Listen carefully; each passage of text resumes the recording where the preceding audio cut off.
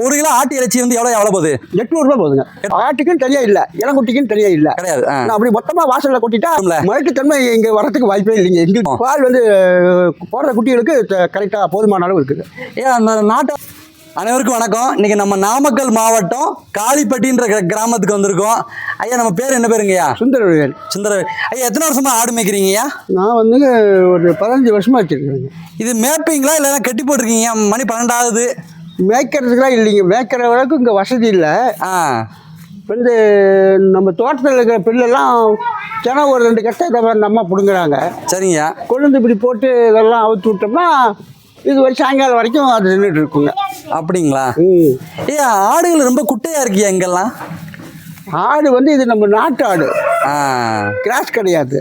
ஓ, நாட்டு ஆடுங்கிறதுனால இயற்கையாகவே அப்படிதான் இருக்கும். இதுக்கு என்ன மாதிரி தீவனம்லாம் கொடுக்குறீங்கய்யா? இதுக்கு வந்து பார்த்தீங்கன்னா பில்லு தான், காட்டில் இருக்கக்கூடிய பில்லுலாம் முடிட்டு வந்து போடலாம்.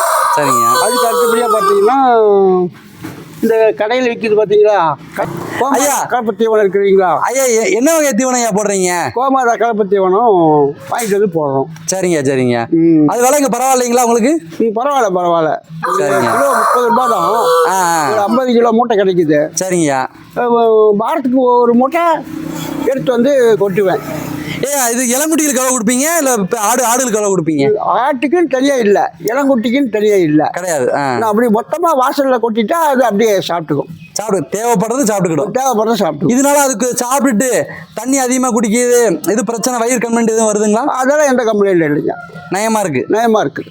சரிங்க சரிங்க. இது வரைக்கும் நான் ஒரு 5 மூட்டை எடுத்து வந்து போட்டேன். நல்லது, நல்ல பொருளை போட்டால் போதும், ஆடுகள் வளர்ந்தா போதும். ஐயா இந்த நாட்டு ஆடுகள் வந்து எத்தனை குட்டி போடும்? இந்த நாட்டு ஆடு வந்துங்க ஒரு குட்டியிலேருந்து 3 குட்டி வரையும் போடுது. சரிங்க. பாருங்க, அந்த ஆடு 3 குட்டி போட்டிருக்கு. அப்படிங்களா? ஆமாம்.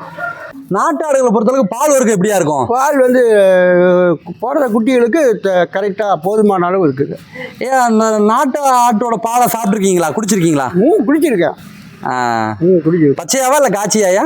இல்லை இல்லை, நாங்கள் வந்து காய்ச்சி குடிக்கிற அளவுக்கு மாட்டு பால்லாம் இருக்குது.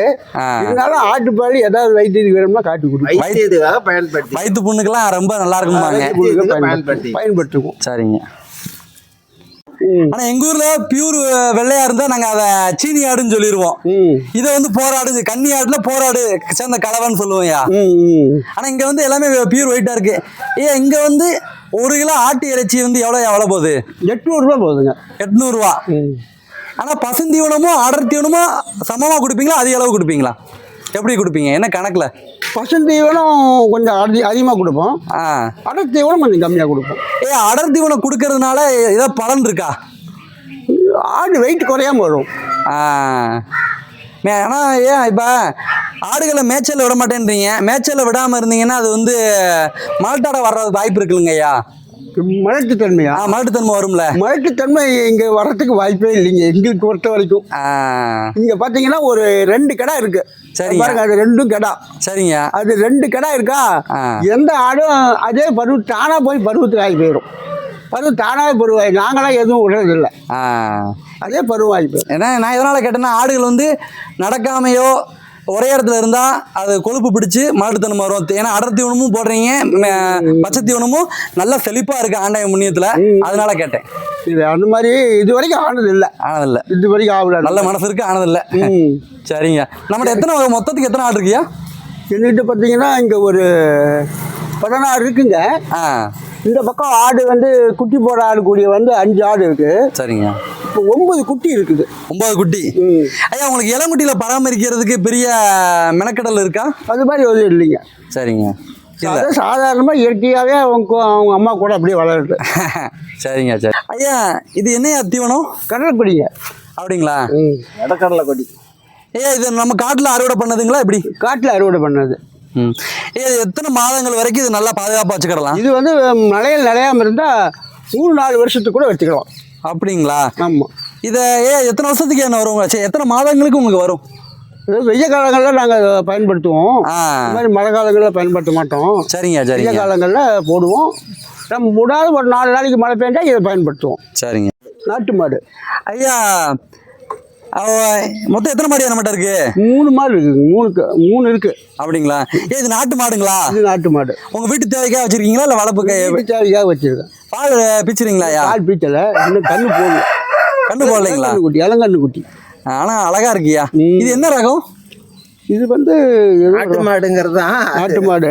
எனக்கு என்ன ரகம்லாம் தெரியாது. நாட்டு மாடு அது. எவ்வளவு விலைக்கு வாங்கிட்டு வந்தீங்க? இல்லைங்க நம்ம கிட்ட இருந்த கண்ணு குட்டி எங்கேயே கண்ணு குட்டி வளர்த்துறது தான். சரியா சரி. கண்ணு போட்டு வாங்குற வளர்ப்பு கண்ணு குட்டி. நாட்டுக்கோழி எல்லாம் எவ்வளவு இருக்கு மாட்டேன்? நாட்டுக்கையில ஒரு 100 இருக்குதுங்க. அப்படிங்களா? 100 உருப்படி. நீங்க வேற எதுவும் தொந்தரவுலாம் இல்லைல்ல கோழிகளுக்கு? தொந்தரவுலாம் எதுவும் இல்லைங்க. அப்பப்போ பராமரிப்பு தான். கோழிகளுக்கு எதுவும் தீவனம் போடுறீங்களா? கோழிகளுக்கு கம்பு தான் தீவனம். கம்பு. சரிங்க.